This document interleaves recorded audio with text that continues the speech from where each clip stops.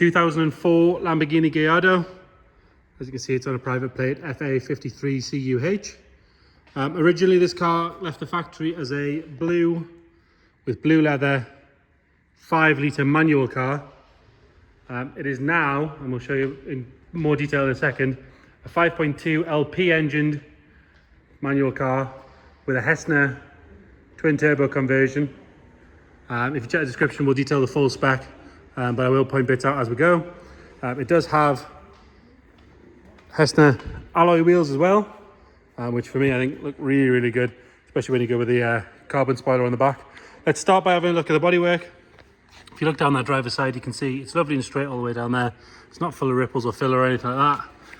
Start on this front nose cone, there's a couple of tiny little stone chips. There's one there, another one there, another little one or two there. Exactly what you expect on a 20-year-old car, but generally very clean. Arch itself is nice and sharp all the way around, nice and clean.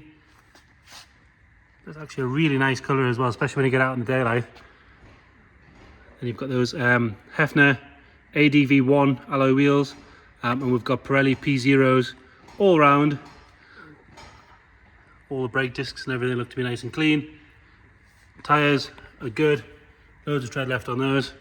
There's no real marks to note on this area or on the A-pillar coming up the top there. Around the wing mirror, again nice and clean and tidy. Coming down this side, we've got one little stone chip down the bottom there where the sill cover meets the door, but other than that, all nice and tidy. Again, it looks good with that tricolore pinstripe with the black below it. All nice and neat down the door there. We have a little scratch just here where it meets the window, and there's a very small mark there where a little bit of bird poo's been left by the looks of things. As we come up the pillar, like I say, it's clean up to this point, and then we have a little dent just there, and there's another little mark in the trim around the window there. Coming down the driver's side, all nice and clean around the vents. We've got one or two little stone chips down the bottom, exactly where the car starts to flare out, exactly what you'd expect. And then nice and clean down the bottom here and all the way around that arch. We do have a tiny little bubble in the paint just starting there. And then on the back here we've got Michelin Pilot Sport 4S tyre on the back.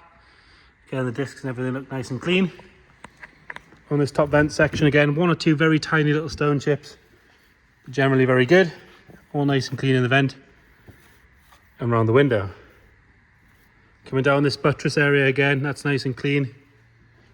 And on the inside, all good, as is around the vent area on the deck lid. Coming round on the back, both rear tail lights, lovely and clean and tidy. Obviously it's on a custom exhaust. These dark tips, which are bigger than standard, make a cracking noise, which you'll hear in a second. All nice and clean on that lower diffuser. You can just start to see the non-standard bits sticking out the bottom there. And then we've got this really nice carbon fibre spoiler. All this gloss black stanchions, lovely and clean along that area. It hasn't been used to lift the deck lid up and down or anything like that. Weaves nice and clean all the way along. There's no lacquer peel or anything of the usual stuff in there. There is a very light bit of crazing in the lacquer just there if you're being really picky. Yeah, Charlie's right, it looks like it's had a sticker there, to be fair. Coming down on the passenger side, rear bumper fits nice and straight. Obviously quite important because quite often the bumpers come off on these for work. Another Michelin Pilot Sport 4S on there, so matching on the rear. A little bit of sort of rub where the stones have flicked up on the rear there, but the rest of the arch is nice and clean. All good on that rear quarter. We've got one tiny little stone chip just there. I am being very picky with that. And then there's a couple more on this section here. Coming up onto the roof, this pillar all the way down is nice and tidy. And the roof itself is all straight and clean. If we're going to be really picky, there's one little stone chip there. And there's another one there on the leading edge of the windscreen. You might just be able to see that in the camera. All the glass on this side is clean and tidy. Coming down this side again, same sort of thing. So we've got a couple of little stone chips around the vent where the car flares out. Sill cover all the way down is nice and clean, as is the passenger door. It's all good around the wing mirror. And then on the front wing, again, in here, nice and clean. Couple of little stone chips on the sort of edge of the sill cover. Another good wheel tyre and brake disc. So we've got P0s on the front, Pilot Sport 4S's on the back. Coming around on the front, if we're being really picky, the headlights could do with a little bit of a polish. There's a couple of sort of stone marks and things on those. Front bumper is nice and tidy all the way along. Lovely and clean on the lower half. It's not been rammed up any curbs or anything like that. One or two minor stone chips in the front. For the rest of the bonnet, it's all good. Nice and tidy along the bottom of the windscreen. Quite often you can get a bit of delamination on the bottom there, but that's all good. VIN nice and visible where you want it to be. Now, originally this was a full blue leather interior. It has had the door cards and the dash top re-dyed. They are quite shiny. So it's worth pointing that out. There's no nicks or damage or anything in it, but it is shiny. And same with the sill, the leather bit of the sill cover. The door shuts themselves are all nice and tidy. And the blue leather seats are in really good condition generally. Tiny bit of wear down the bottom there, but they're still nice and firm. Not overly shiny or anything like that. And then the steering wheel, a little bit of wear on the top, but generally pretty good. Like I say, the top of the dash has been painted, so it is shiny. Differences in here, so we've got a full AIM TFT screen, which is running the Cyvex management system for the engine. And we've got an additional sort of doubled in Pioneer head unit there. Standard gear shifter and all that sort of stuff in the middle. Standard switch gear, which normally for these VW, Audi, Lambo bits is all normally worn out, but this is actually generally pretty good. One or two light bits of wear on it, but generally nice and tidy. We go around into the front. See, we've got connections for an Anderson charger should you need it.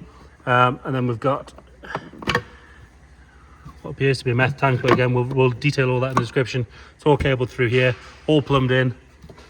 For the rest of the boot, all lovely and clean and tidy around the edges. Underside of the boot lid is all good.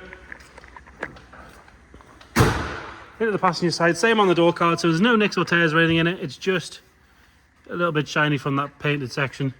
Personally, if it was me, I'd sort of lean into the race car and probably flock a lot of it. It would look a lot better, I think. Same on the passenger side and on this leather section here. But the passenger seat, same as the driver's seat there, the standard blue colour. Nice condition. Still nice and firm, not overly shiny from use or anything like that. And then we get around to the engine bay, which is the real reason for the entire existence of this car. So like I say, it's been converted to a 5.2 LP spec engine. Heffner twin turbo kit. Everything on here is the correct brand names. It's all right spec. If you check the description, we'll detail that. I'm going to step back a little bit. Charlie's going to roll that over and start it up for us.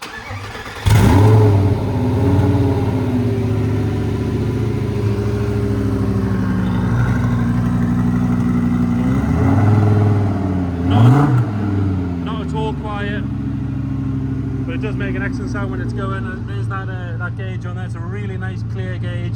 Got extra bits on here, so GPS speed, battery odo, and all that sort of stuff. So if you check the description, we'll detail everything in the way of spec and all that sort of stuff. It is cold, so we're not going to rev it too hard, but Charlie's going to give it a little bit of a rev.